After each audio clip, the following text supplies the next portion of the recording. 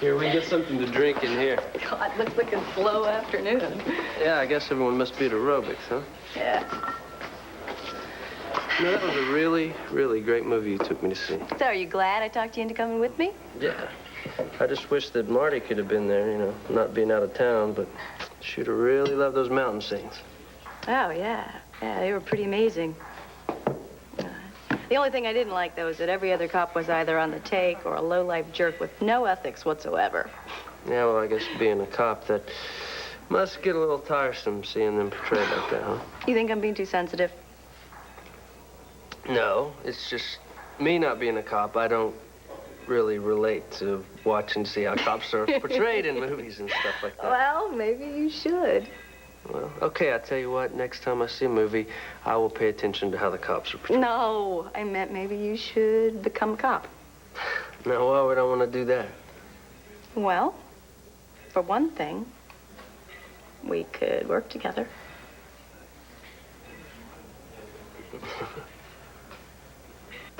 There's something I've got to say right now.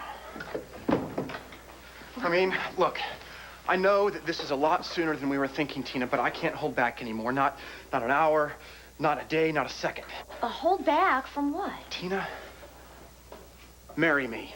Right now, this minute. Not someday, not later. Today. Now. David, Come on, come on. I love you, you love me. What's the problem? You tell me what the problem is. What's going on? Why do you have to assume that something's going on? Can't you just accept the fact that I love you and I can't wait to get married to you? Yeah, I know you love me, David, and I love you, and I also know everything you do is for a reason. So I'm not gonna let you rush me into this wedding without first explaining what's going on. Okay, you're right. You should know everything. Oh, I thought you told me everything. You know, first this crazy idea about us getting married tonight, and now this. What's going on? We're in trouble. Oh, I knew it. What happened? Cord just called. Oh, I knew it. From Portland? No, from Landview. He's back, and he wants to talk to both of us right away.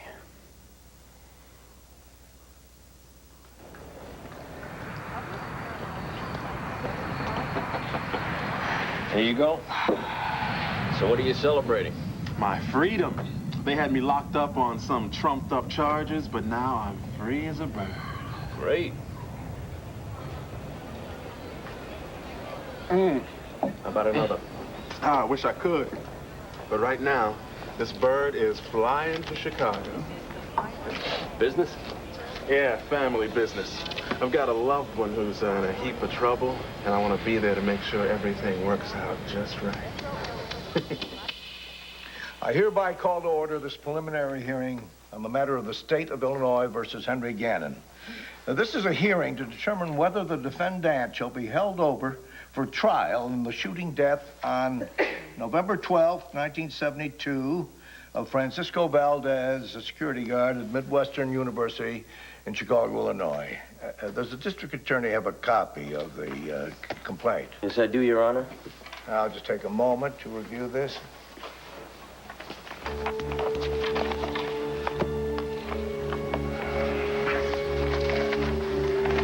What happened to Bo?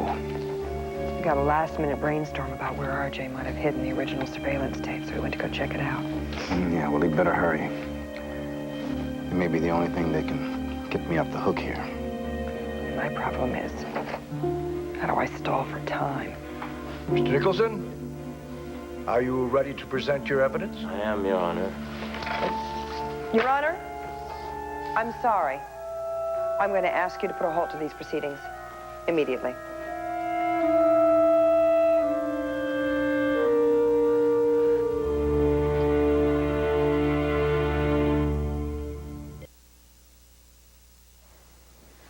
Miss Gannon, would you mind explaining why you find it necessary to interrupt before we've even begun? Well, Your Honor, I feel this case is unique.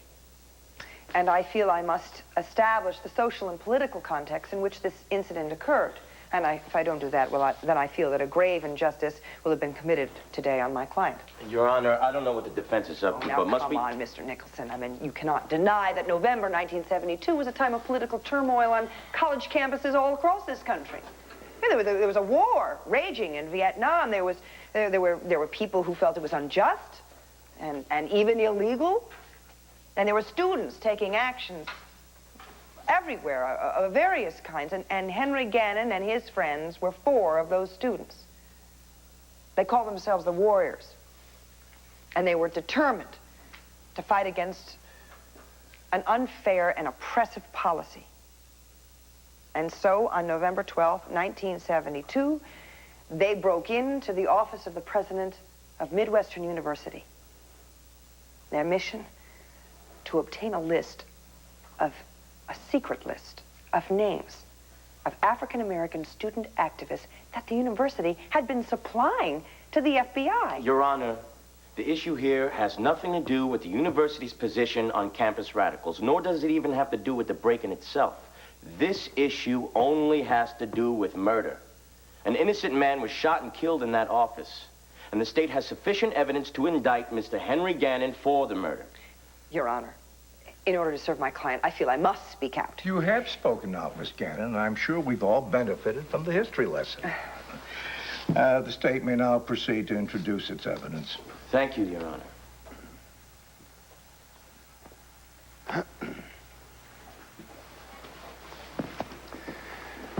Well, no one can say we went down without a fight. You're not going down.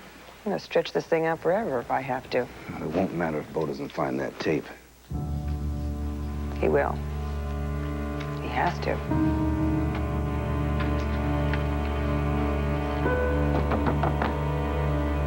Oh, come on, somebody's got to be in there. What's going on here? I've got to get inside the school. It's really urgent. Well, school's closed for the day. Look, I'm Commissioner Bo Buchanan, okay, from Landview, Pennsylvania. That's why I have to get inside to check something. You got some kind of a warrant or something? No, I don't. But Well, I can't let you in. Can't let anybody in after hours. Come back tomorrow. no. Is this Henry Gannon Junior High School? Yeah, sure it is. Okay, if you don't let me inside, Henry Gannon's life is going to be ruined. He's going to go to jail for something he didn't do. Now, do you want that to happen? Oh, my God, I knew it. I knew it. Cord wasn't going to give up until he got to the bottom of this. And God knows what he found out about you, David. Oh, actually, I've got a pretty good idea. What do you mean? Well, he probably went straight to my old neighborhood in Portland, and it didn't take him too long to figure out that I grew up just a few blocks away from Irene Manning, the woman who supposedly gave me up for adoption. And that seems pretty weird, doesn't it? Yep, so he probably started digging, and he dug up some old friends of my parents, and I can imagine how that went. He asked them about the vicar's adopted son, David, and they said, well, that's strange. John and Marie never mentioned that little Davy was adopted, and he looked exactly like his daddy. Oh, do you think Cord has figured everything out? I don't know about everything, Tina. But he's got to be pretty darn suspicious that I'm not really your brother. And you know what? He is not going to keep those suspicions to himself. He's going to go straight to Vicky. Oh, so you're right. We shouldn't be here when Cord gets here, then. Well, then what are we doing here? Let's get out of here. Well, David, wait. You don't think running off getting married is the answer, do you? Well, we'll discuss it on the way to the airport. Come on, Tina. Look, I love you, and this is absolutely the best thing for both of us. It's the only thing. Did you say the airport? Well, we don't have a license. Look, the only place for us to get married tonight is Las Vegas. So we'll go catch a plane within the hour, say I do, and be back late tonight. Tina, we don't have much of a choice, do we? No, I guess... Well, good. I'm glad you see things my way. Now, come on. We don't want to miss the last flight. Oh, wait a minute. Wait, the kids. I can't leave. And Vicky, she's so upset. Tina, Kim is with the kids. Vicky is going to be fine. We'll be back before anybody knows anything. Yeah. Come on. Okay. Let's go.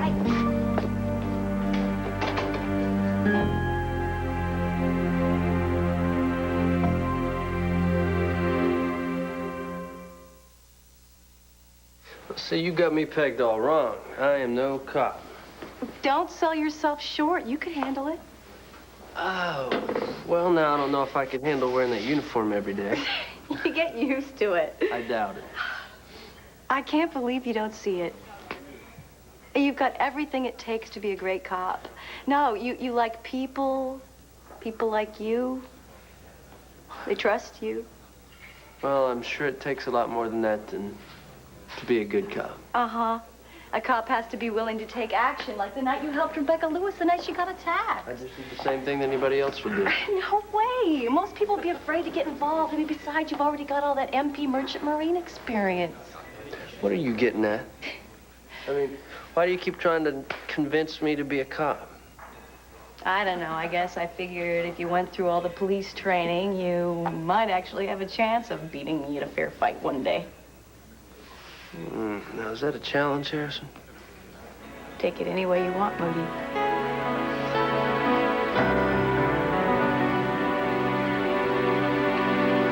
Hard to believe a young man who won all these awards could have killed someone. Yeah, well, he didn't. And I have a hunch there's a piece of evidence in there that'll prove that he didn't. That's why I need you to open his case. I don't follow. How can an important piece of evidence like that be in here? All right, do you remember Hank's brother, R.J.? R.J.'s not the kind of kid you could forget. What a troublemaker. Well, he's even worse now. I believe that R.J. had a videotape that proves that Hank was not there when that security guard was shot. I think that tape is right in here. How do you figure that? Why in the world would he? It's a stretch, but you've got to understand the way R.J.'s mind works. This would be the perfect place to hide the one thing that gives him power over Hank Gannon. Right out in plain sight, huh? Look at this. Look, right here. Somebody's tried to pry this open recently. Can you see that? Look at that. Oh, all right. If it's gonna help Hank Gannon, I guess it's worth a shot. I just hope you can find what you're looking for. Yeah, so do I. I'm ready to call my first witness, Your Honor, Mr. Daniel Keller. Oh, Your Honor, I vehemently object to this witness. On what grounds? Daniel Keller is a convicted felon on several counts. He is currently serving a life sentence for murder. His credibility is highly questionable at best. The court will decide that, Miss Gannon. Now, if we may proceed. Before we proceed, Your Honor, I feel it's only fair that the district attorney must disclose exactly what kind of deal he's struck with this witness. On what basis is Mr. Keller so magnanimously deciding to come forward? There's no secret going on here, Your Honor. Mr. Keller has been granted immunity in exchange for his testimony. As far as his credibility, that's not at issue here. Really? When is a witness's credibility not... Miss Gannon, please. Need I remind you that this is not a trial? We are only here to determine whether or not the defendant should be brought to trial. It's common practice in this state, Miss Gannon. Or has it been so long since you practiced law in Illinois that you've forgotten how we do things here? I haven't forgotten a thing, Your Honor. Good. Then may we... I feel it is unconscionable, however, in any kind of proceeding, not to take into account the personal record of an esteemed public servant like Henry Gannon.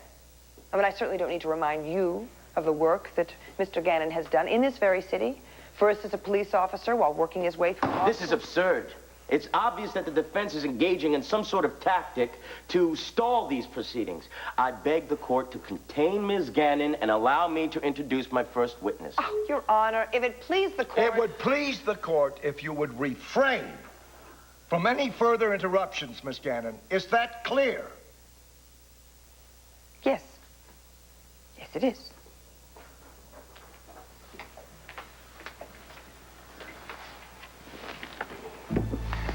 Not bad. Are you kidding? If I tried to stall any more, he would have thrown me in jail. Where's Bo? The state again calls Mr. Daniel Keller. Who is this Keller guy? Unfortunately, he's a friend of your Uncle RJ's. Oh, God.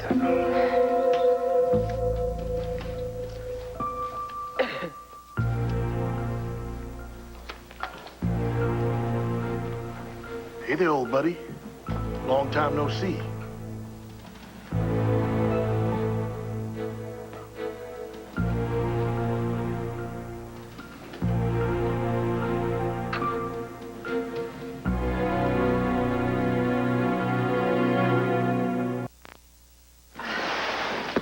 Well, you have plenty of room.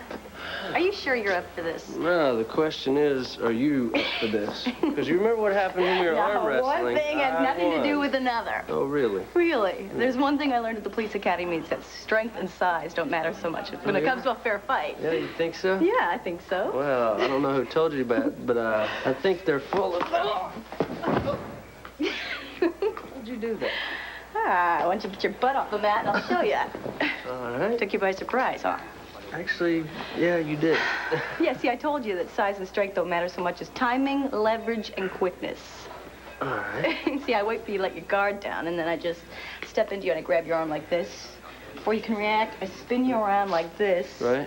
I use my back for leverage, and then all I have to do is flip you. That's pretty cool. You think? Yeah. But well- let's see you try that again, huh? Okay, you asked for it. Come on! What, did it teach you this at the police academy? No, you haven't won yet, Marty. All right. Uncle, say it. Say it. Uncle, are you I'm ready not to gonna cry, say it. Uncle? You're going to be saying it when I get finished. Okay. Come on, say it, Uncle. Say it. Say it. Come on, say it. Pull them up. Say, Uncle. Pull the muscle. Uncle, come on. Dylan! Oh, hey, Marty. Who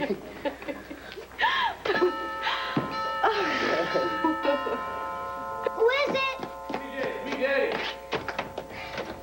Hey, son, how are you? Good. to see you, man. I missed you. Listen, is Mommy around? I need to talk to her. Tina? Tina, you here? Daddy. Honey, just a minute, okay? I really need to talk to Mommy and Uncle David, all right? Just hold on. Tina! That's what I'm trying to tell you. They're not here. Why? Where'd they go? To the airport.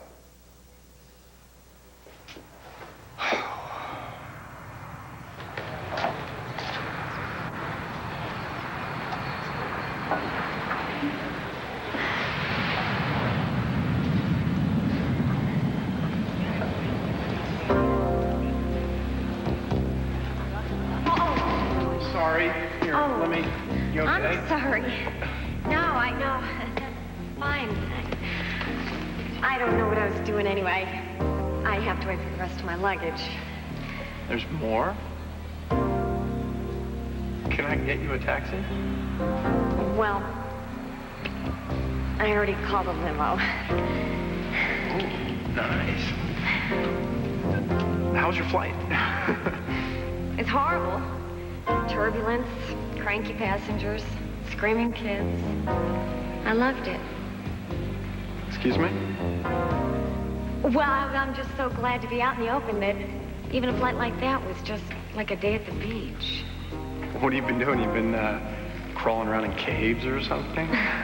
No, I was just locked up in a California prison. Have you ever been in prison? No, I can't say that I have. Hey, wait right here. I'll grab the tickets. Wait, you're not so fast. What? We don't want to miss the last flight to Vegas. Well, in your mad rush to get us to Vegas, you're forgetting one very important thing. The money. Right, the money. When I asked you about the inheritance before, you said you would tell me later. Well, now it's later, and I'd like to know. What happened at the bank? Did you get the money? Oh, no, not that. Look again, what's going on, David? Do you have the inheritance or not? No, I didn't get it. Oh, no, why not? What happened? The bank wanted me to take a blood test to prove that I'm the real heir. Oh, no. Oh, yes. Victor Lord's son was O negative, and even I can't figure out a way to change my AB positive blood for O negative blood. I know. We'll give him my blood. No, they wanted me to do it right there in front of them. Well, so what does this mean? That it's over? We're never going to get the money? I won't ever get that money. But you can. What do you mean? According to the trust, if the male heir doesn't come forward within a given amount of time, the money goes straight to you. So after we get back from Vegas, we just sit tight. And then you walk forward when the time's right and collect the money. No questions asked. Tina, it is perfect. We're going to have $27.8 million, and it's not going to matter what court or anybody else says. You know what? Now it all makes sense. What? Yeah. The big rush for marrying me without even giving me a chance to think about it. You don't want me to stop and think about it, do you, David? Because you're just marrying me for my money. That is not true. You're right, it's not true. Because we're not getting married at all. And you were a member of this group? Yeah, I was a member. We called ourselves the Warriors. The name was Hank's idea. By Hank, whom do you mean? Hank the Cannon Gannon. The guy sitting right there. And would you characterize Hank as the leader of this group? He was the leader. He was the one that put the group together and then asked me to join. Now, most of us, we were only in it for the kicks. Being a warrior was cool. Chicks dug it. But Hank, he was in it for blood. He would have done anything to further the cause. You know what I mean? This is a pack of lies. Your Honor, Miss Gannon, I have warned you before. I just need a moment with my client. A moment, that is all.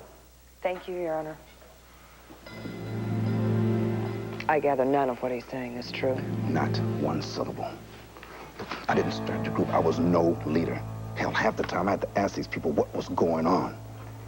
This guy is obviously under RJ's thumb. Oh, great. RJ's not even here, and he's growing up the good guys. Yeah, tell me about it. Now, you just stay calm. I don't need you displaying your delightful temper around in here. I'll try and unravel his testimony and cross-examination.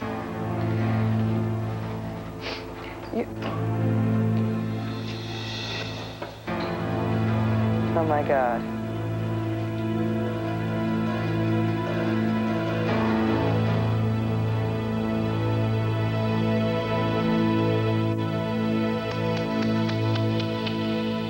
Yeah, are you sure that Mommy and Uncle David went to the airport? Uh-huh. Do you have any idea why? Well, Uncle David said they were catching a flight to Vegas. Or something like that. Oh, great. Dad, what's Vegas? I'll have to explain that to you later, son, after I come back from the airport with your mother. Can I come too? No, I don't think this would be a good time. It's very important that I have a very long talk with your mommy on the way back. Listen, do me a favor. Tell Kim that she needs to watch out for you and Sarah until I get back, okay? Thanks. Hey, hi. Hey, I had no idea that you would be here. Hi, Blair. Hi, sweetie. I just brought some goodies for the family and to see how the kids were holding up after Sloane's funeral yesterday, but I had no idea that you were going to be here. Oh, it's so good to see you. Wait, is something wrong? No, yeah, I got a little What? problem. I need to go right away. I'm sorry. Oh, no. Yeah, look, Blair, it's serious. Well, sweetie, I'm serious, too. I haven't seen you for weeks, and first thing you say to me is, I gotta go. You're not gonna go anywhere, handsome, until you tell me what's going on. Oh, you nearly had me going there, David. Rushing me to the airport like you were overcome with irresistible romantic impulses. When the only reason you wanted to marry me was because you knew I was going to inherit all that money. Tina, just calm down and listen to me. No, David, I'm tired of listening to you.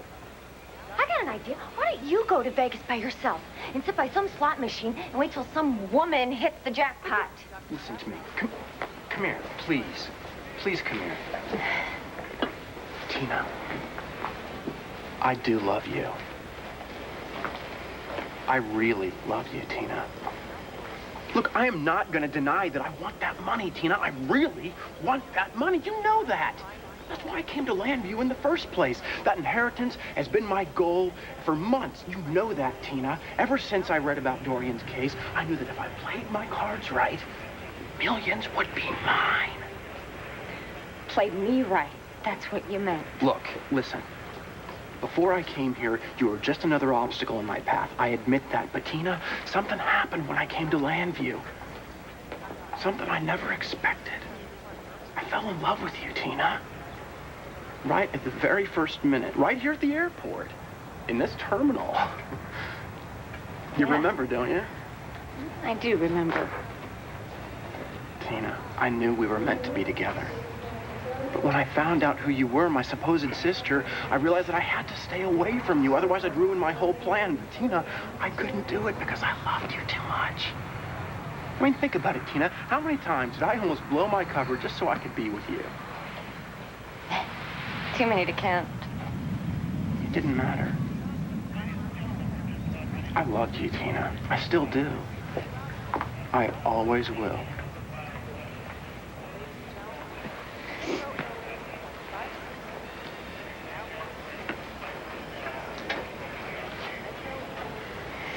Tina, I have wanted to marry you for so long. There's no reason for us to wait any longer.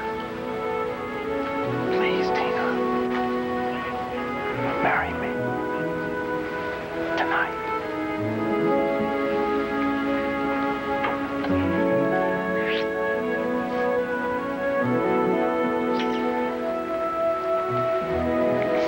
What are we waiting for? We don't want to miss the flight.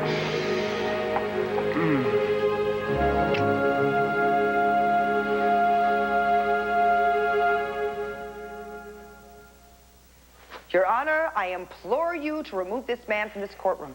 His sole purpose of being here is to upset my client and to disrupt these proceedings. Your Honor, I apologize if I've disrupted anything, but I was under the impression that these were public proceedings.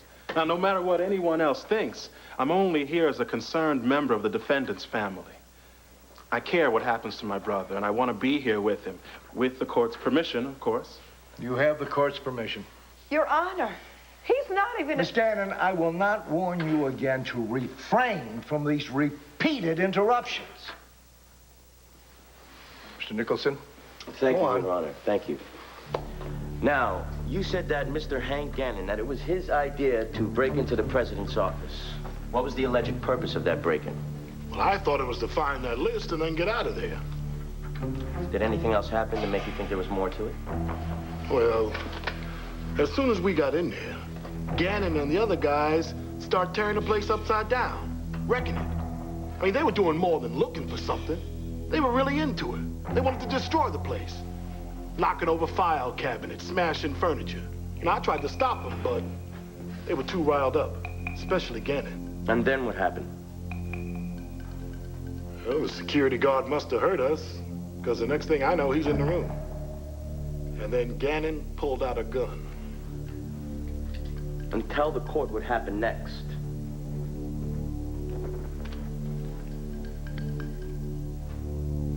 Gannon pulled the trigger. Are you sure about that? Well, I have no doubt about it. I saw Hank Gannon shoot that security guard. That's a lie. Mr. Gannon, I'm warning you. Another outburst like that won't be tolerated. He's a liar, Your Honor. He's a liar. That's enough. Miss Gannon, advise your client he is not the prosecutor in this case. He is very well aware of that, Your Honor. No further questions, Your Honor. He's all yours, Miss Gannon.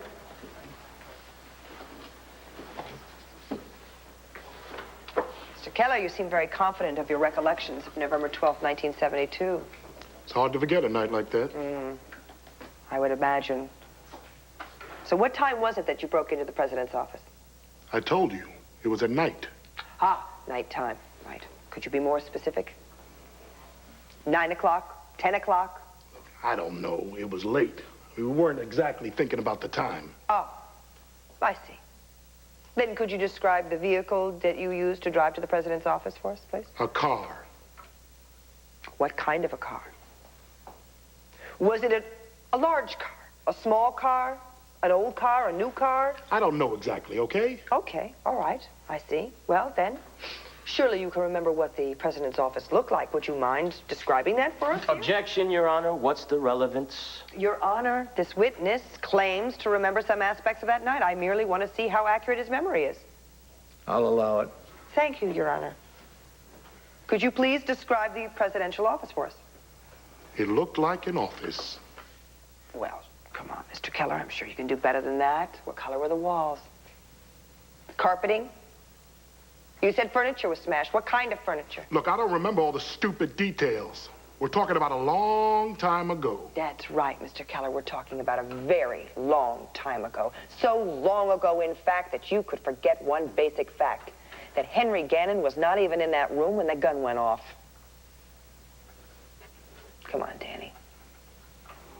the truth.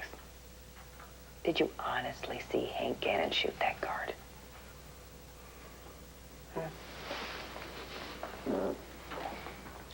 You heard me. I saw what I saw. Hank Gannon's a killer. No further questions. You may step down. The state may proceed. I have no more witnesses, Your Honor, but I do have a crucial piece of evidence.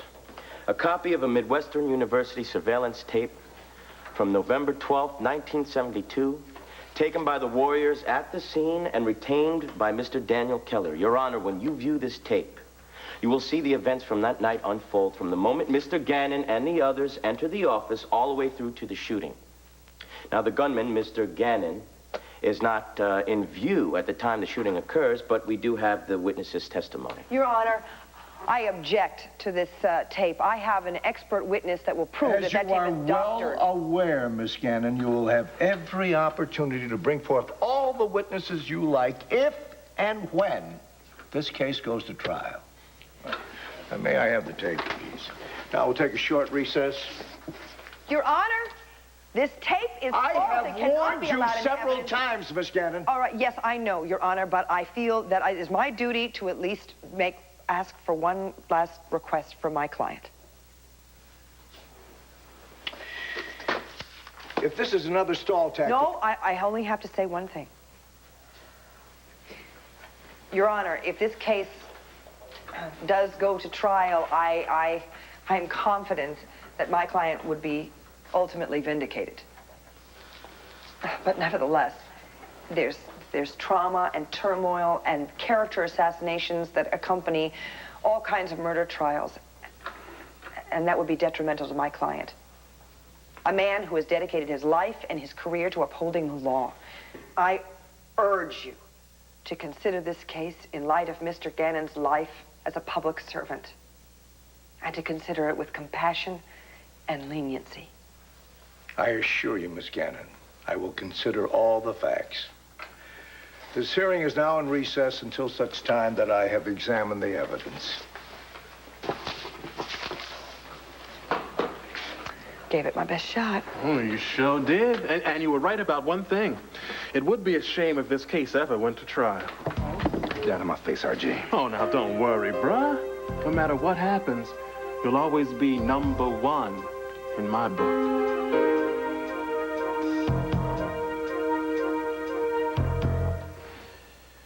Nothing here. Yeah, this one's empty, too. Well, that was the last of them. Are you sure? Yep. We've been through them all twice. That was a long shot, but I was hoping I would be right and that thing would be in there. Without that tape, Hank Gannon is going to have to stand trial. That'd be a shame. You see, kids in this school, they need role models like Hank Gannon. They need heroes. Hank really is a hero, too, isn't he? Yep. After he graduated, they retired his number. Hank Gannon, number one. RJ is a 0. RJ Gannon is even lower than a 0. Wait a minute. Wait a minute. She doesn't fight fair, so it doesn't matter. No, don't even listen to him. You should have seen his face when I flipped him over. Oh, I'm sorry I missed it. Well, I'm glad you did, because I was pretty embarrassed. But now I can give you a decent Helen. I didn't think you were coming back till tomorrow night. Mm-hmm. Me neither. Well, the family business I had to take care of didn't take as long as I thought, and since med school classes start tomorrow, I figured I'd get back, get ready.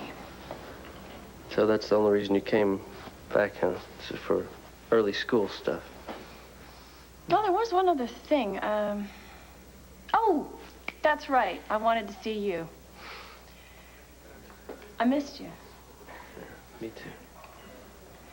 In fact, I came by to see if you wanted to grab an early dinner. Yeah. You know, I already made plans with Andy, but yeah, we could all do something together. Is that all right with you, Andy? Oh, sure. Hey, let me just make a quick call to Max and Luna, if that's all right. Yeah, go ahead. I'll be right here.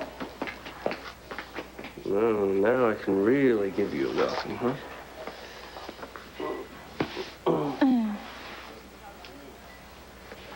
Something wrong? No. I guess I'm being silly, but I just had hoped that we would go to dinner alone. I like that. It's just, like I said, I told Andy that we'd go to dinner, but I tell you what, I'm sure she wouldn't mind if I asked her if she took a rain check. It's fine if Andy comes along.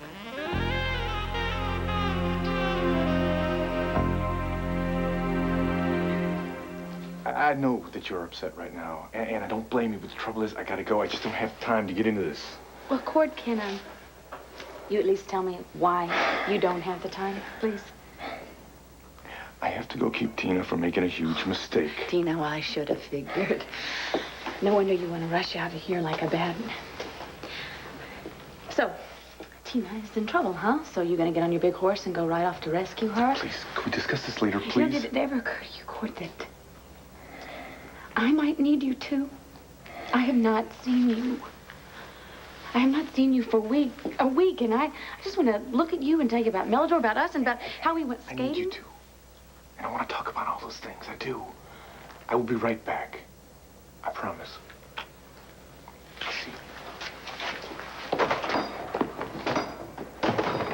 It's all right, Brer.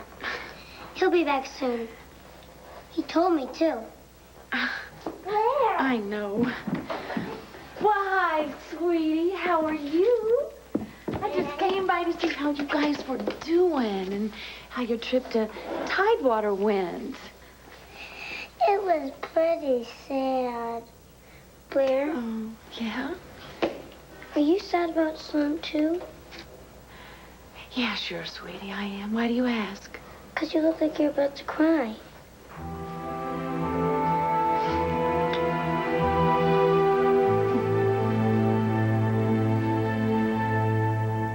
I wonder what's taking Dylan so long. He always has trouble getting his car started in cold weather like this. Well, while we're alone, I'd like to take a minute and just say thanks. For what? Letting me tag along. I'm the one who's tagging along. It was your evening. So, car's all warmed up. Ready to go? Yeah, let's go. All right. Well, not so fast. There is a little problem. What? Well, I've got all this junk in the back seat that I've been meaning to get rid of, and I haven't yet, so there's not enough room for someone to sit in the back. No problem. Well, I'll just sit up in the front. Now, can we just get going? I'm starving. Following you.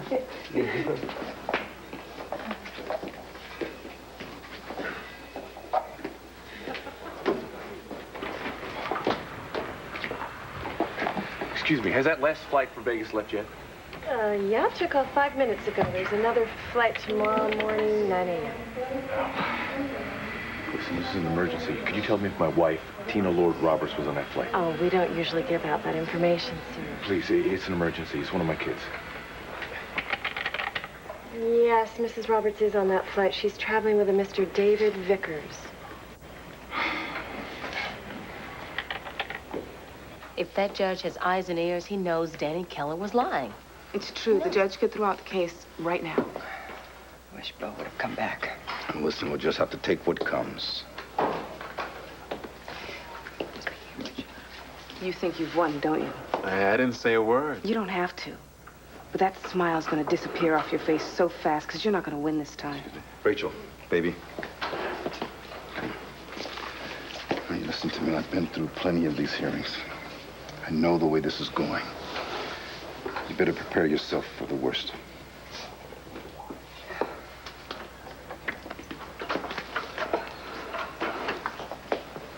This hearing is back in session.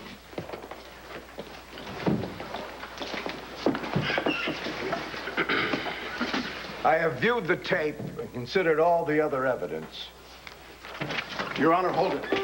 Just hold everything. This hearing is not to be interrupted by anyone. Your Honor, I have evidence that can clear Hank Gannon of all charges. I can prove he had nothing to do with that murder.